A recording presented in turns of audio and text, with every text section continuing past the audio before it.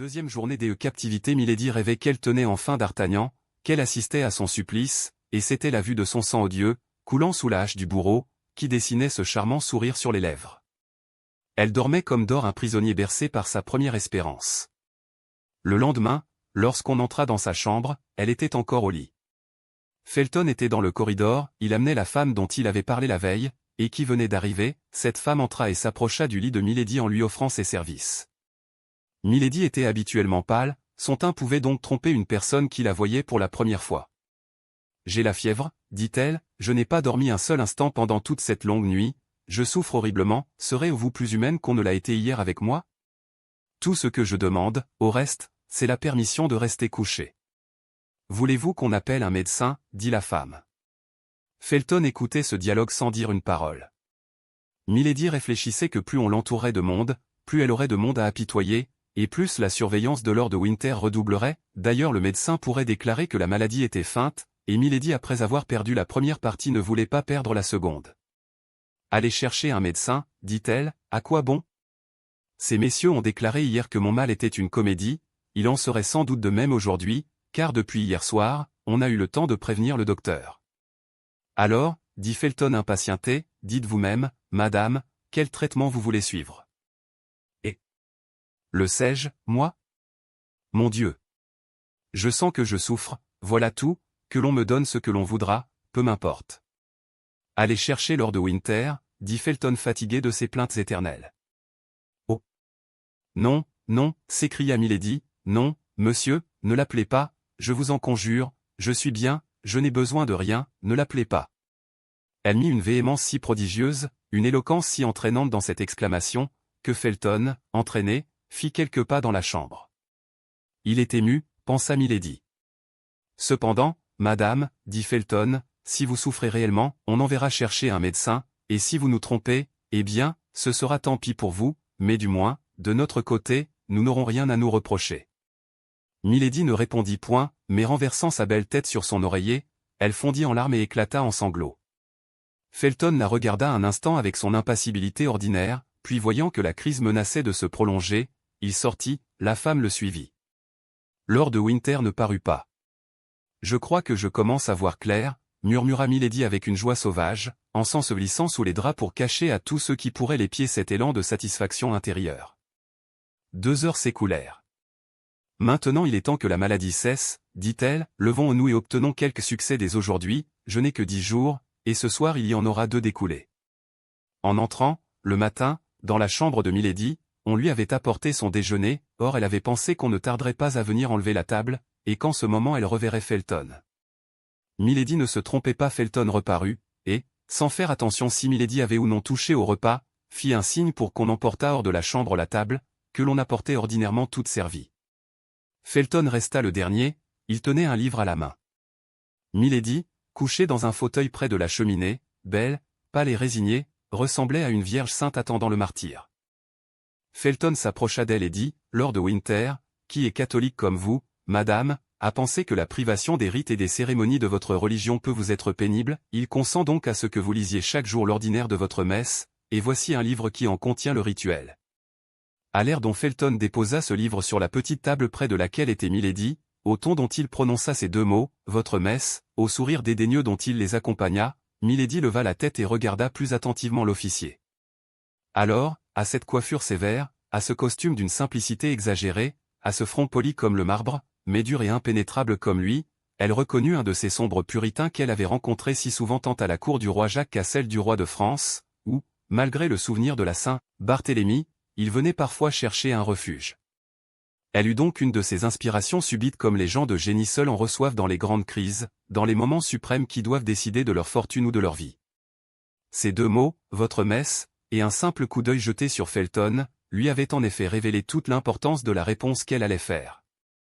Mais avec cette rapidité d'intelligence qui lui était particulière, cette réponse toute formulée se présenta sur ses lèvres. « Moi, dit-elle avec un accent de dédain monté à l'unisson de celui qu'elle avait remarqué dans la voix du jeune officier, « moi, monsieur, ma messe, Lord Winter, le catholique corrompu, c'est bien que je ne suis pas de sa religion, et c'est un piège qu'il veut me tendre. » « Et de quelle religion êtes-vous donc, madame » demanda Felton avec un étonnement que, malgré son empire sur lui-même, il ne put cacher entièrement.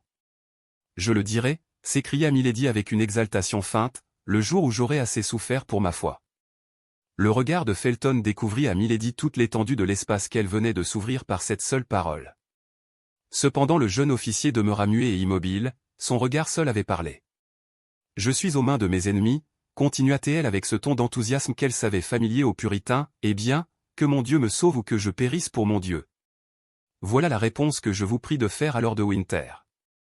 Et quant à ce livre, ajouta-t-elle en montrant le rituel du bout du doigt, mais sans le toucher, comme si elle eût dû être souillée par cet attouchement, vous pouvez le remporter et vous en servir pour vous-même, car sans doute vous êtes doublement complice de Lord de Winter, complice dans sa persécution, complice dans son hérésie.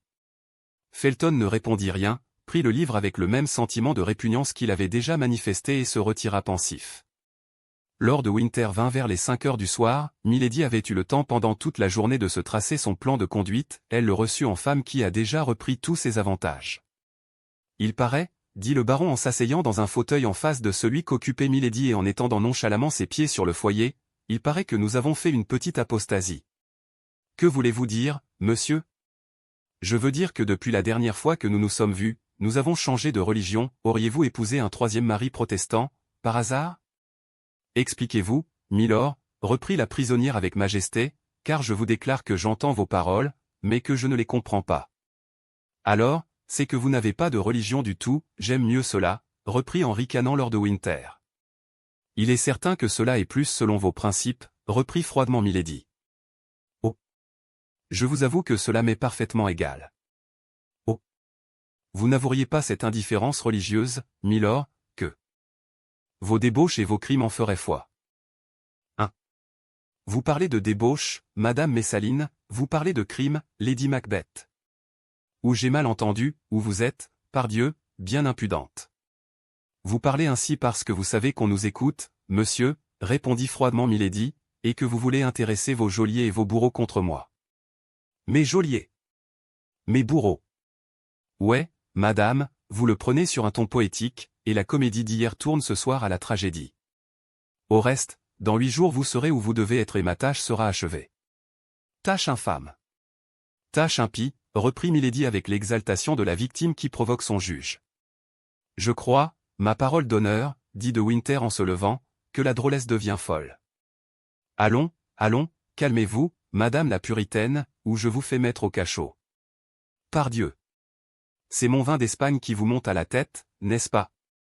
Mais, soyez tranquille, cette ivresse-là n'est pas dangereuse et n'aura pas de suite. Et Lord de Winter se retira en jurant, ce qui à cette époque était une habitude toute cavalière. Felton était en effet derrière la porte et n'avait pas perdu un mot de toute cette scène. Milady avait deviné juste. Oui, va. Va, dit-elle à son frère, les suites approchent, au contraire, mais tu ne les verras, imbécile, que lorsqu'il ne sera plus temps de les éviter. Le silence se rétablit, 2 heures s'écoulèrent, on apporta le souper, et l'on trouva Milady occupée à faire tout haut ses prières, prières qu'elle avait apprises d'un vieux serviteur de son second mari, puritain des plus austères. Elle semblait en extase et ne parut pas même faire attention à ce qui se passait autour d'elle.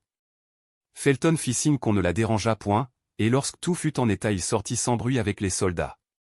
Milady savait qu'elle pouvait être épiée, elle continua donc ses prières jusqu'à la fin, et il lui sembla que le soldat qui était de sentinelle à sa porte ne marchait plus du même pas et paraissait écouter. Pour le moment, elle n'en voulait pas davantage, elle se releva, se mit à table, mangea peu et ne but que de l'eau. 1 heure après on vint enlever la table, mais Milady remarqua que cette fois Felton n'accompagnait point les soldats. Il craignait donc de la voir trop souvent. Elle se retourna vers le mur pour sourire, car il y avait dans ce sourire une telle expression de triomphe que ce seul sourire l'eût dénoncé. Elle laissa encore s'écouler une demi-heure, et comme en ce moment tout faisait silence dans le vieux château, comme on n'entendait que l'éternel murmure de la houle, cette respiration immense de l'océan, de sa voix pure, harmonieuse et vibrante, elle commença le premier couplet de ce psaume alors en entière faveur près des puritains. Seigneur, si tu nous abandonnes, c'est pour voir si nous sommes forts, mais ensuite c'est toi qui donnes de ta céleste main la palme à nos efforts. Ces vers n'étaient pas excellents, il s'en fallait même de beaucoup, mais, comme on le sait, les protestants ne se piquaient pas de poésie. Tout en chantant, Milady écoutait, le soldat de garde à sa porte s'était arrêté comme s'il eût été changé en pierre. Milady put donc juger de l'effet qu'elle avait produit. Alors elle continua son chant avec une ferveur et un sentiment inexprimables, il lui sembla que les sons se répandaient au loin sous les voûtes et allaient comme un charme magique adoucir le cœur de ses geôliers. Cependant il paraît que le soldat en sentinelle, zélé catholique sans doute, secoua le charme, car à travers la porte, « Taisez-vous donc madame, dit-il, votre chanson est triste comme un de profondi, et si, outre l'agrément d'être en garnison ici, il faut encore y entendre de pareilles choses, ce sera à n'y point tenir. » Silence, dit alors une voix grave, que Milady reconnut pour celle de Felton, « De quoi vous mêlez-vous, drôle? Vous a-t-on ordonné d'empêcher cette femme de chanter? Non. On vous a dit de la garder, de tirer sur elle si elle essayait de fuir. Gardez-la, si elle fuit, tuez-la, mais ne changez rien à la consigne. » Une expression de joie indicible illumina le visage de Milady, mais cette expression fut fugitive comme le reflet d'un éclair, et, sans paraître avoir entendu le dialogue dont elle n'avait pas perdu un mot, elle reprit en donnant à sa voix tout le charme, toute l'étendue et toute la séduction que le démon y avait mis, pour tant de pleurs et de misère, pour mon exil et pour mes fers, j'ai ma jeunesse, ma prière, et Dieu, qui comptera les maux que j'ai soufferts. Cette voix, d'une étendue inouïe et d'une passion sublime, donnait à la poésie rude et inculte de ces psaumes une magie et une expression que les puritains les plus exaltés trouvaient rarement dans les chants de leurs frères et qu'ils étaient forcés d'orner de toutes les ressources de leur imagination. Felton crut entendre chanter l'ange qui consolait les trois Hébreux dans la fournaise. Milady continua, « Mais le jour de la délivrance viendra pour nous, Dieu juste et fort, et s'il trompe notre espérance, il nous reste toujours le martyre et la mort. » Ce couplet, dans lequel la terrible enchanteresse s'efforça de mettre toute son âme, acheva de porter le désordre dans le cœur du jeune officier, il ouvrit brusquement la porte, et Milady le vit apparaître pâle comme toujours, mais les yeux ardents et presque égarés. « Pourquoi chantez-vous ainsi, dit-il, et avec une pareille voix? »« Pardon, monsieur, dit Milady avec douceur, j'oubliais que mes chants ne sont pas de mise dans cette maison. Je vous ai sans doute offensé dans vos croyances, mais c'était sans le vouloir, je vous jure, pardonnez-moi donc une faute qui est peut-être grande, mais qui certainement est involontaire. » Milady était si belle dans ce moment, l'extase religieuse dans laquelle elle semblait plonger donnait une telle expression à sa physionomie, que Felton, ébloui, crut voir l'ange que tout à l'heure il croyait seulement entendre. « Oui, oui, répondit-il, oui, vous troublez, vous agitez les gens qui habitent ce château. » Et le pauvre insensé ne s'apercevait pas lui-même de l'incohérence de ses discours, tandis que Milady plongeait son œil de lynx au plus profond de son cœur.